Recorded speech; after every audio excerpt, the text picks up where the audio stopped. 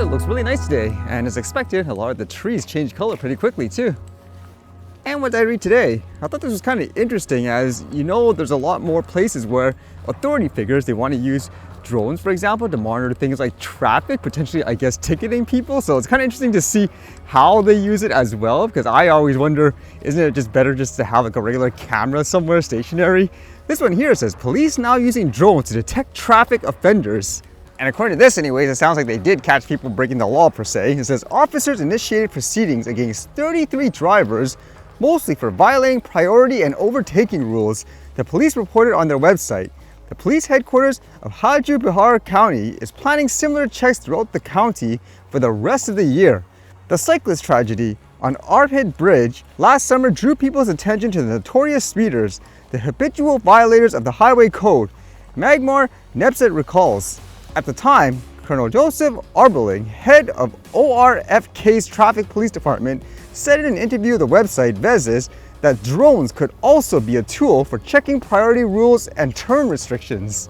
It says, quote, there are a number of locations where a lot of crashes happen, which we can monitor perfectly with drones. We can also have a surveillance camera sit there and watch. So in that case, you're using both of them. It says, then we notify the police officer who stops the offender. The colonel said, the police have changed their control tactics. A growing number of drones are being used by police to detect offenders, document offenses, and investigate traffic accidents, according to the head of the department.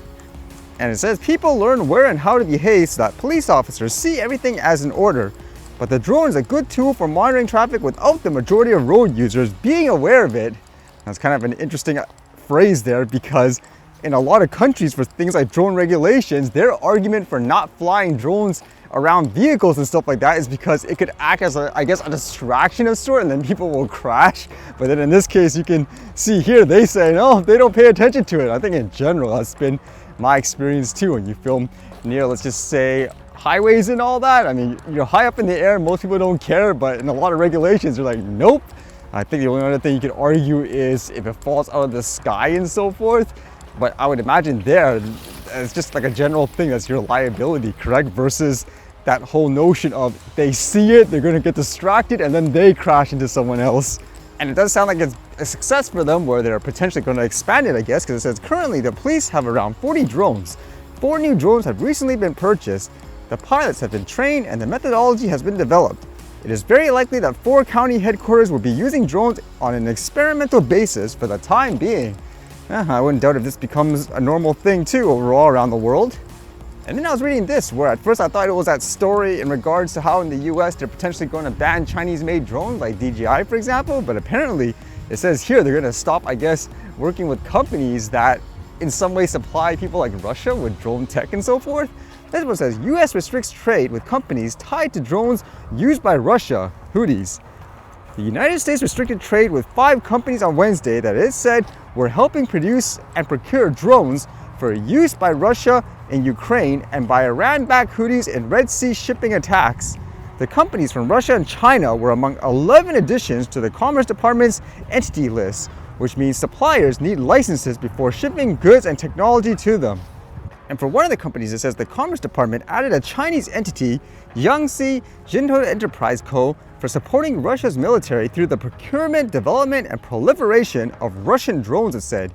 Shenzhen Jiasobo Technology Co. of China was cited for being part of a network procuring aerospace components, including drone applications for an aircraft company in Iran.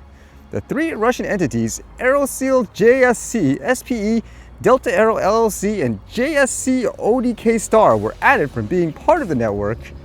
These components are used to develop and procure Shahed series UAVs, which have been used by Iran to attack oil tankers in the Middle East and by Russia and Ukraine. The Federal Register notices said, referring to unmanned aerial vehicles. Well, at this rate, they're going to ban pretty much everybody, huh? When you think about it, you pretty much have to just rely on yourself, I guess, during these times of war. And at the same time, I'm sure if you have like a conflict with a country that you've been reliant on to supply you parts and so forth, I guess that gives them the leg up, huh?